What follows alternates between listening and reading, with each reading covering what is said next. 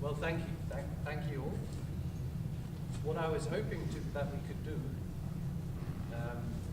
for this session really is to have more opportunities to engage across panels.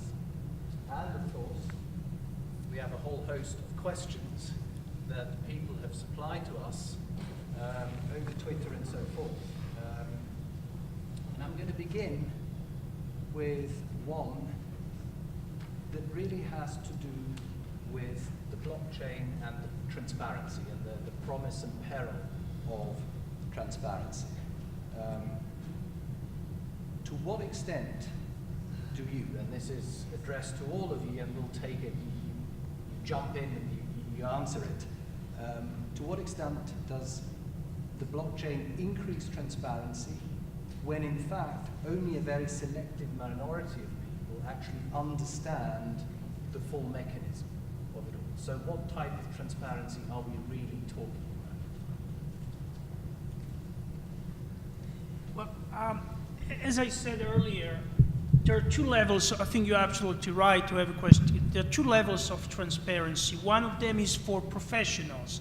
And even as professionals, I mean, it took us a while to understand how it works and what exactly is being sold and exchanged. So we now agree that there is transparency for professional, but I think the biggest challenge is how do we take this transparency one step up to having people invest in cryptocurrency, which I think is a totally different ballgame, because we're now approaching people that are not professionals. They may be professional investors, but they're not technicians. They don't know exactly, they're not engineers, they're not computer scientists.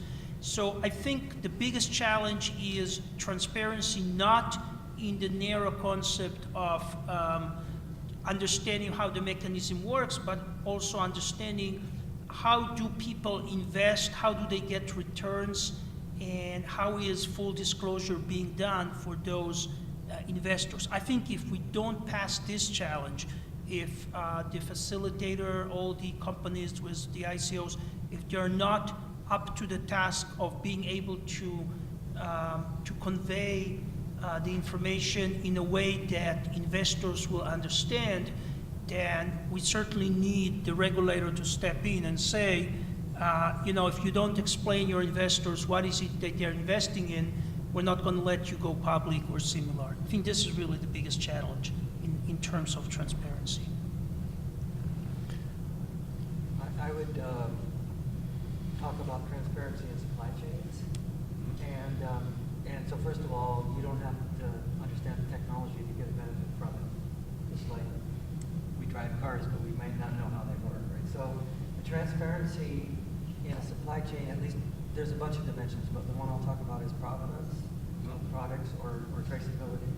And blockchain is not the only way to solve that problem. We see people solving that problem in a bunch of different ways, but blockchain offers the promise of being able to follow a product from its point of origin through handoffs in the chain of custody and being able to keep a record of that. And by that, you can get much more transparency and confidence that this item is what it says it is and it came from where it says it was. So that's one way blockchain. People are working on that application of blockchain.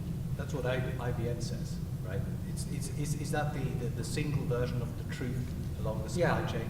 Yeah, I mean, single version of the truth can be for things beyond provenance. It can also be for transactions in general. Like today, when I issue a purchase order, that becomes a sales order in the buyer system. Now we've got two different records, right? A PO in my system and a sales order there, and they might not match for whatever reason. Right? With the blockchain, it'll sit on the chain in between them, and that becomes, we agree, that's going to be the definitive record. So that's another way to get more transparency. John? I think the contrast between the worlds that we live in is very interesting, because in the supply chain world, the buyer and the seller both want to be transparent. Look, I followed all the rules. I got you what I said I was going to. I followed all the things, and yes, I see that you did all that. I'm confident that I got the produce that was properly treated. In the world of finance, transparency is very different. if I have a particular position and I'm hoping to make money off of it, I don't want you to know what my position is. I don't want you to know what transactions I'm engaging in. So the promise of transparency is not as attractive maybe to some financial players. Regulators, supervisors, sure, I want to be able to see what you're doing at any given time. But transparency is a two-edged sword in some sense. Not everybody wants that transparency. They want to be able to hide something. So does it allow us to perhaps have more control over how transparent things are, that we are now operating on a spectrum where it could be fully transparent to non-transparent, but we actually exert control over the level of transparency? I mean, I think that's a possibility. I'm not an entrepreneur. I went to one of these firms once that was doing some blockchain solutions, and knowing that I was, with the Fed or the FSB, they were like, look at how we can automate regulatory reporting. And they did this little simulation. They said, what report do you want? Liquidity, transactions? And at the drop of a push of a button, they had a full position of this hypothetical thing, which takes us, 90 days, and then we get data with a 1 quarter lag, and it's like, okay, well, 6 months ago, this is what he was doing, So there's that promise. Let's see if it gets realized. So this is something that, Nic, you mentioned earlier on, that the cost of acquisition of information and the building of trust is cheaper. Yeah. But also, Bitcoin tells us that opacity is also readily available from blockchain. So I understand opacity, I don't understand transparency. And I think that perhaps the in-between states of ambiguity, where you can make money by being the one who discovers the information, perhaps are going to fade away, that everybody will know everything or nothing, and there will be not so much in the way of people making money from by being the first to figure out things. I think you can program the blockchain to be as transparent or as opaque as you want it to be.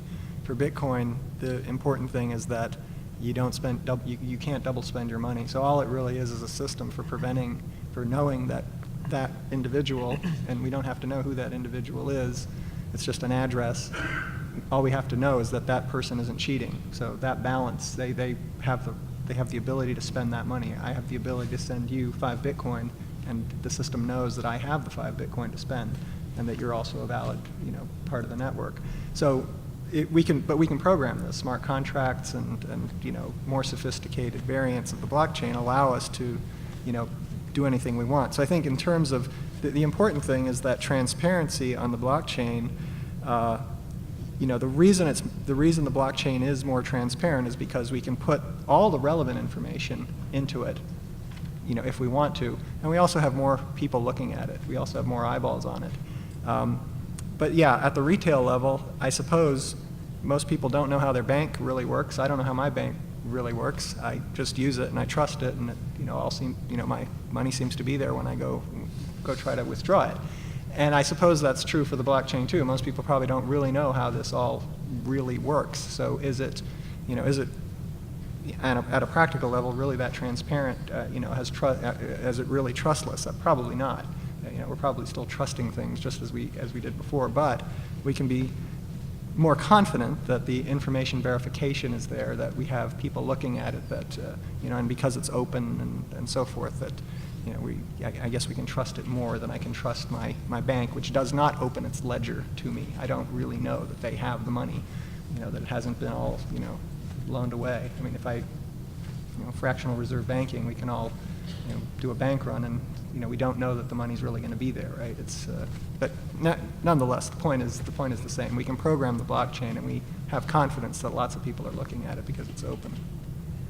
So I think it's interesting. I wanted to build off of some conversation that Bill and John were having, and it's this general notion of, just because you can be transparent, that's the world that we're moving towards. And I wanted to do a slight counter argument against that, right? Just because it's possible to do this stuff on blockchain absolutely doesn't mean that we're going to see that future happen, because guess what? Fundamentally, it's humans and society that are deciding what to put into that blockchain. And based on the way that our customers are dealing with blockchain technology, they do not want to be transparent. They want to share the minimum amount necessary that reduces fraud for them, such that they make more money, but they don't want to share so much that they give trade secrets away to their competition and allow their competition to put them out of business. So in many cases, there's this really interesting interplay between what would be good for society and what's good for the corporation. And we enter the conversation and say, we know what's good for society. It would be full transparency so that everyone can see the information going back and forth, and we can predict what's going to happen and all that kind of stuff. And most of the corporates at the table say, well, that's not in our best interest. What's in our best interest is sharing these two things. That's going to reduce fraud for us, and anything more than that would be fundamentally bad for us, right? So there's a power struggle happening here around transparency, and it has nothing to do with the technology and everything to do with policy. Well, and in that sense, it's so important that we re-engage old ideas. You mentioned the theory of the firm.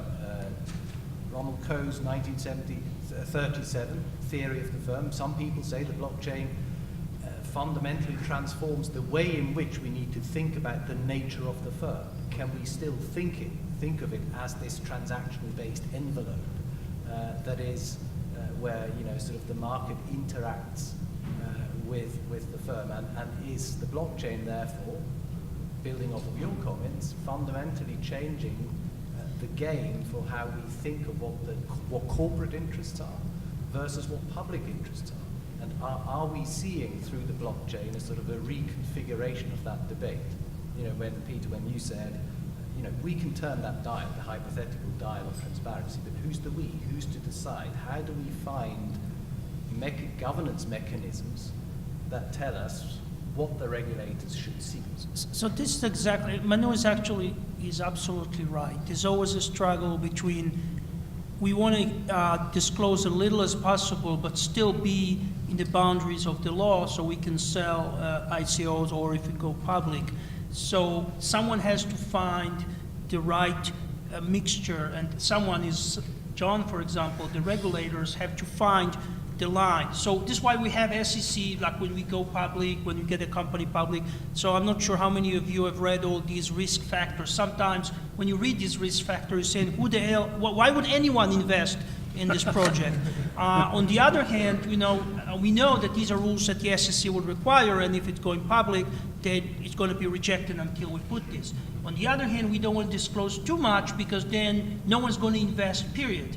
So there's always got to be the tension there. Now we in the firm, we are at the point where we feel that if we advise someone we have people that work for the SEC, so we feel comfortable that if we tell a client, you need to disclose X, Y, Z, and they say, no, we don't want to, and we feel it's going to be rejected, at this point we say, we cannot support you. So this is our responsibility as lawyers here and accountants, people that supervise this, would have to be, the first stop. But then again, we'll need to have guidance in order to allow us to help not just the client, but also help people that invest in the client. So there's always this tension.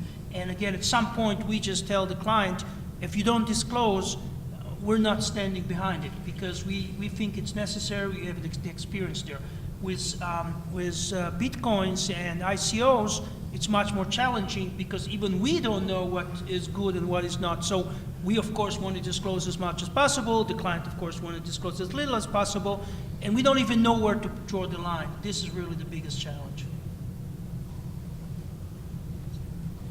I think, if I think you're talking about the sale of securities or a company, which is a very complex transaction, right? And high dollar.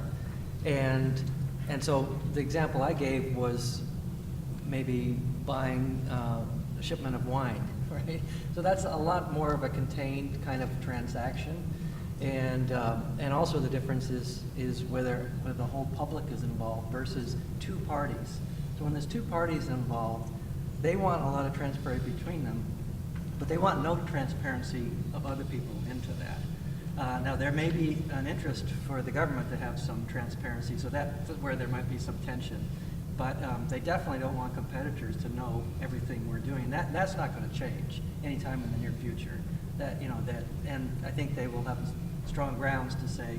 So these supply chain, when we say transparencies, like complete transparencies within a contained universe of parties who have a right to know, and no transparency for people outside of that bubble. Let me shift gears a little and look at another governance issue, or in some ways locus of control issue, because the question is that who controls the thing? In terms of the blockchain technology being offered as a promise to fundamentally transform the democratic process, to encourage participation, to disintermediate entities that might mess with the democratic process. What is your respective views on that? And these could be personal views tinged by a form of Enlightenment ideology or not. I'm just really curious to think in terms of, is this a tool that finally could help us move towards, say, a more democratic society? One use of blockchain that I've heard about is in connection with allowing people to vote at a distance. Mm-hmm. And I would have thought that other encryption technologies would have been sufficient for that, but it's interesting that you can think in those terms. But that also brings to my mind the original reason why we had a secret ballot, and that is that there was a lot of people who were selling their votes. And as soon as you allow voting at a distance, you reopen the possibility of people selling their votes. Somehow we've decided that we just don't care about that anymore, and everybody can vote by mail. Maybe people don't sell their votes anymore. I haven't heard anything about vote selling. Maybe it's appropriate not to worry about that anymore. But certainly, if what you want to do is make it possible for people to participate at a distance rather than having to go to the polls every time they want to vote, a well-designed encryption technology of some kind, such as blockchain, is going to be useful in doing that. Then it raises the question of whether people should be participating more in the form of plebiscites. I have a co-author who specializes in envisioning a world of proxies, where every time an issue comes up, you could delegate who should vote on your behalf. And so a blockchain system could be useful in delegating your proxy to whoever you like. And you could even have proxies for proxies, where you say, this vote goes to George or whoever George specifies as to who you think is the best person to decide this issue. So the possibility of a proxy democracy is something that I think would be enhanced by some kind of blockchain or similar encryption technology. Yeah, if we simply let people vote electronically using blockchain, but it's the same things they're voting for, people in office, and then that's not a fundamental change. Something like this voting by proxy, that would be a fundamental change. Letting people vote on every single piece of legislation directly, I think, would be crazy, right?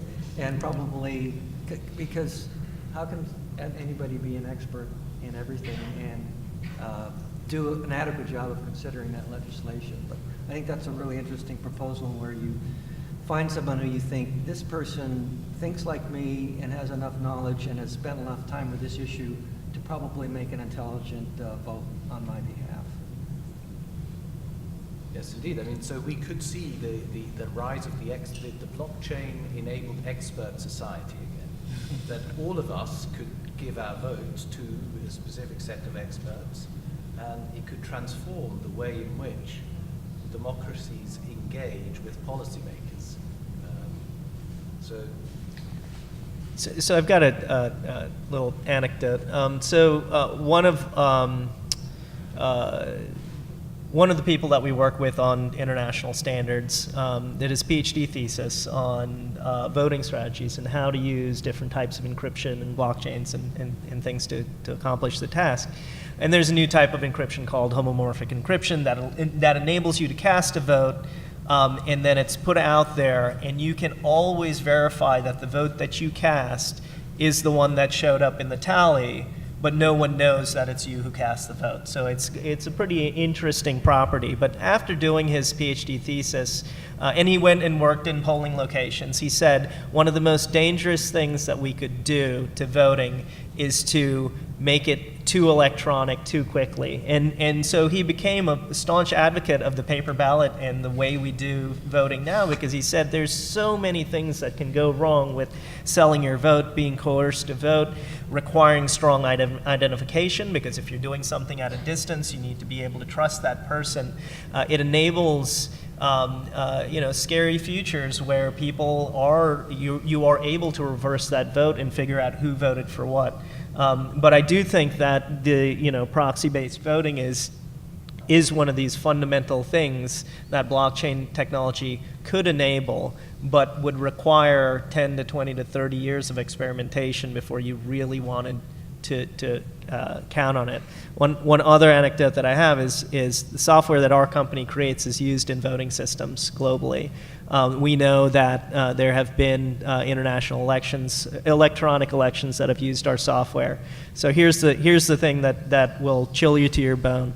That software was written by our CTO in his spare time on the weekends. It has never had a security audit at all. It's been used in elections that have required votes from 1 million to 2 million people. It is a fundamental risk to the systems that used it, because we built the encryption software and the technology for a completely different use. We saw a venture capital-backed company, back to the tune of $600 million, pick it off the shelf, ask us if it was safe to use it. We told them flat out, no, it should never be rolled into production. And then we got a notification 2 weeks before an election saying, we rolled it out and we think it doesn't work. Can you please help us? And by the way, our contracting process is 6 months. The election's in 2 weeks, so you're going to have to help us for free, right? So that is what happens with well-backed companies using election software that's deployed today. I can't imagine how people are going to use blockchain technology to achieve the same ends.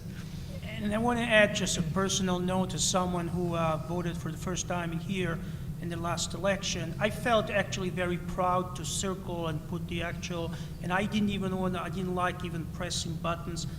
Again, there are elections and there are elections, but I agree with Manu, and I think this is something that we shouldn't let blockchain or similar vote for us. I think there's something very important about physically put the actual note or paper and circle and say, this is my representative, because you physically done it, and this is your this is just personal. I know that, and I consider myself computer savvy, and I know what the benefit of clicking buttons and having all this, but election democracy is something different. That's personal view. I think blockchain is more of a community building tool at the grassroots more than it is, like we've said, it's going to take a long time for this to really affect, American democracy, at a national scale. But we can use it to build communities of volunteers that just get together and do things, and they can be empowered through the blockchain to, establish their own governance and so forth. So I think that's probably where it needs to, start and build from before we get into, how we're going to actually, the whole voting issue is fraught with, political issues and ideological issues, but far beyond what we can solve just by saying, hey, there's this new technology, and it'll just do it for you. So it's part of the, I guess, Jeffersonian dream of preserving the continuum of republics that you build up from the local republic, and then you find delegated representation in different republics as you aggregate up. But it is a slippery slope, and the question is, to what extent, what is the regulatory mechanism?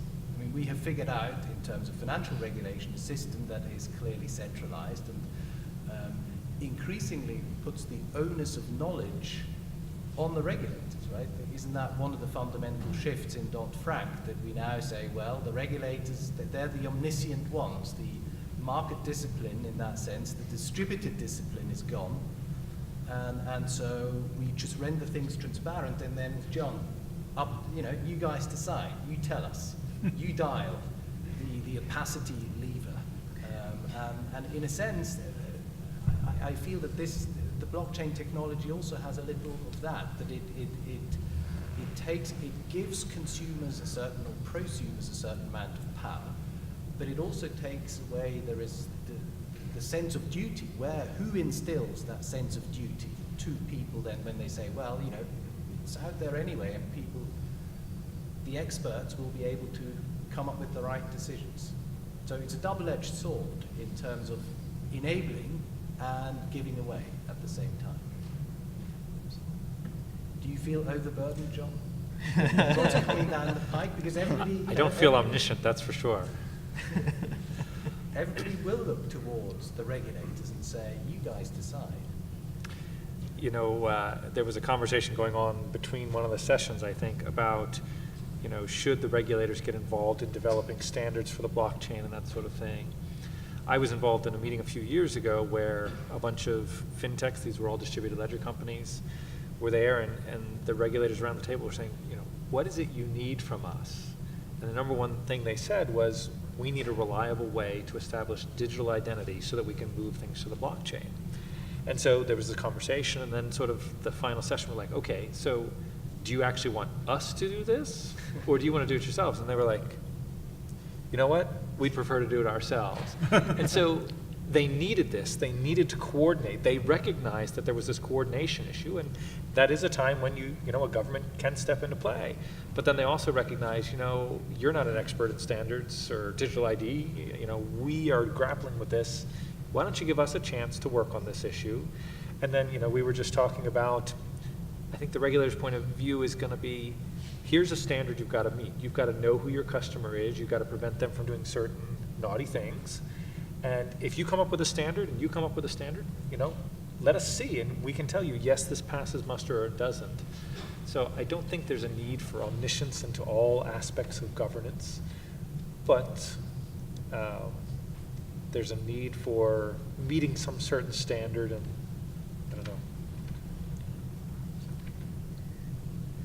I think one of the interesting things that we've seen, so we work with Office of Trade, Customs Border Protection. One of the things that we've seen that's been interesting is people, not necessarily in the regulatory perspective, but government saying, we have all of this data and we don't want to hold on to it because it just paints a giant target on us. What we'd rather do is push that out. We still want to kind of see the data and see it flowing through and perform our regulatory job, but we don't want to be the data silo that keeps all of that stuff. So I think there's this interesting kind of game of hot potato that everyone's playing right now, right? It's the, here you go, regulator, fix it, and then the regulator goes back, not our problem, and we go, maybe it's these people's problem. So we're passing this risk around like that, and I think that one of the positive outcomes of blockchain is it's enabled a new way for us to share information where we're not constantly passing around the hot potato, right? It's in the fire,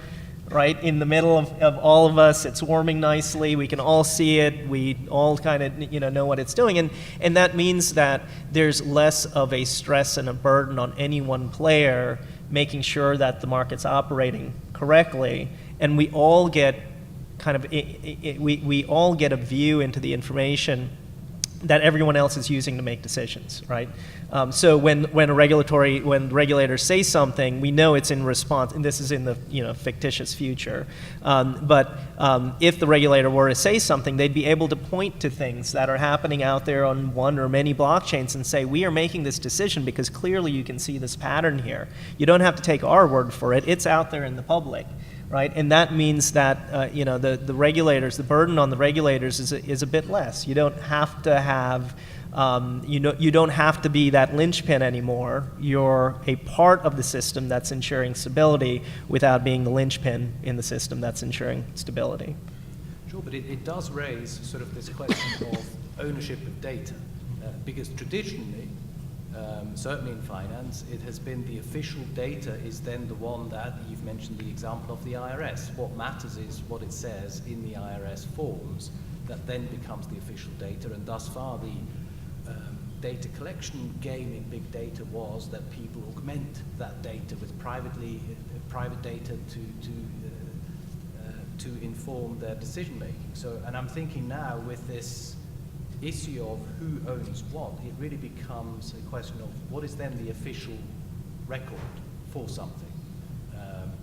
Take an example, in the mortgage process, there are people who are using information other than FICO scores to come up with lending decisions, and are secretly, not for ill intent, but are relying on non-official data that they might never disclose to the regulators, and so then it does begin to raise the problem of the ownership. Again, what becomes the official record? If the ledger is distributed, what's the version of the ledger that becomes the appropriate one?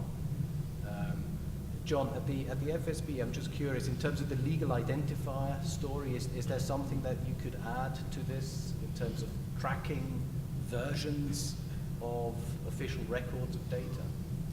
Well, you know, it's interesting that you ask, because when the distributed ledger work started happening, you know, I used to sit like 2 doors down from the guy who was doing the LEI stuff. And one of the things that we asked was, would there be a way for us to add something to public and private keys that only the regulators could see? So it would be an identifier that says you are Goldman Sachs or you are such and such. That would be a way for the regulator to look into any blockchain or distributed ledger and see at any given time exactly what was going on, while they could sort of maintain their transactions and databases and keep whatever level of anonymity they wanted.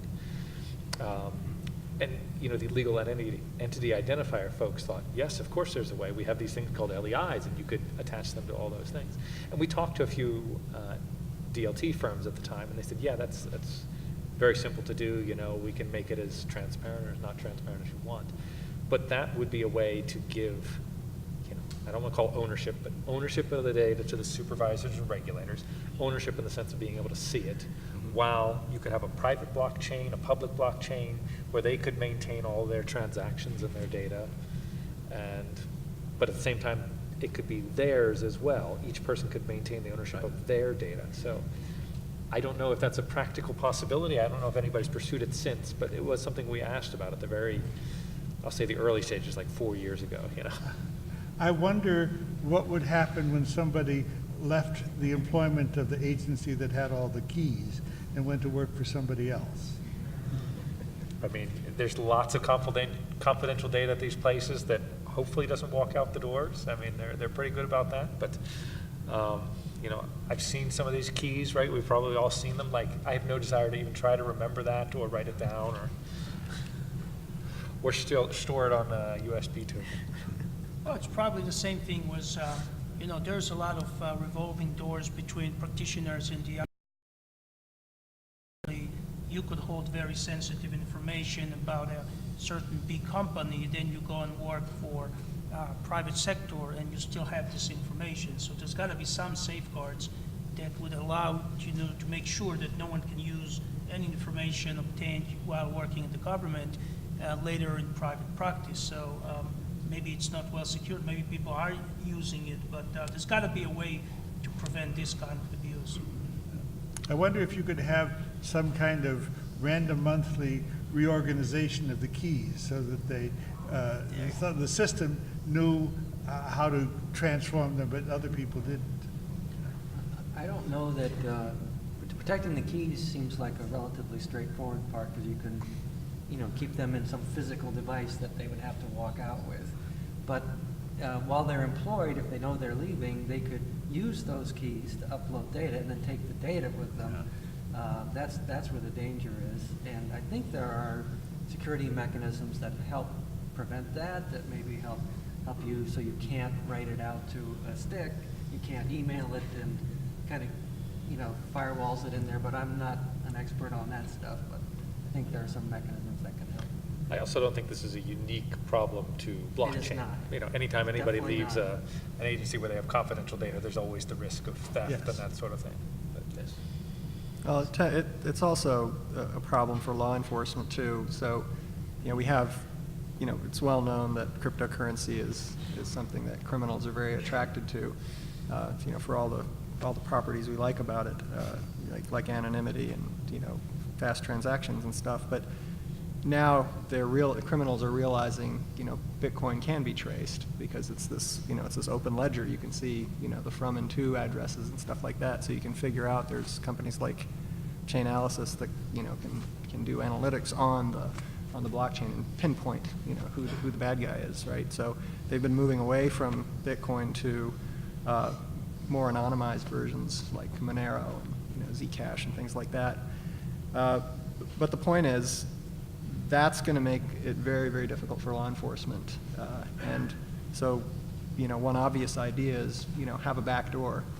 We can legislate blockchains that have the ability for law enforcement to peer into the identities of transactors when something goes wrong, if they need to, as part of a legal investigation or some such thing. Obviously, this is a very unpopular idea in the blockchain community.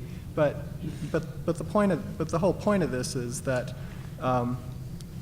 you could do this, and you may have to think through some way of doing it, if you want to have any chance at law enforcement at all. I mean, I personally don't like the idea, but it's we may be left with pondering just that at some point. I just wanted to add, and I think it's relevant. I talked earlier today about network systems for supply chain. So these are there's folks who've done this for procurement with networks of buyers and sellers, and these are some big systems too, like Ariba transacts something like $3 trillion through their network. So these are at-scale systems, right? GT Nexus is another one.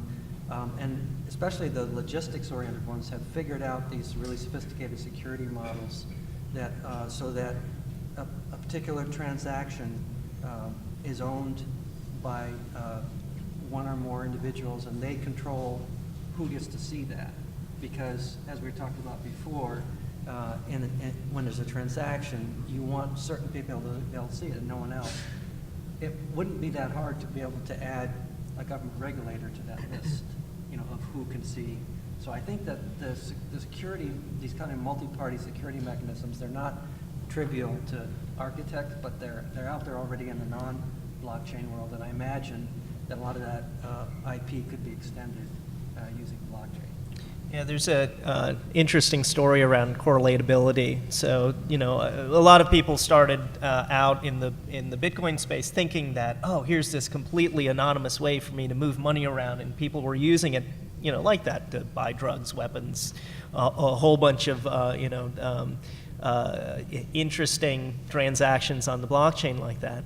And over time, what they found out is that these things are fairly easy to correlate. We let when we get on the web and the internet, and it's fairly easy to track down who we are, to the point that I think it was around 2 years ago, I had signed up to this blockchain conference, and I got an email a day before the conference, and they said, if you have any cryptographic keys, if you have hardware-backed keys or anything on your person, do not bring them to the conference because people have been getting mugged.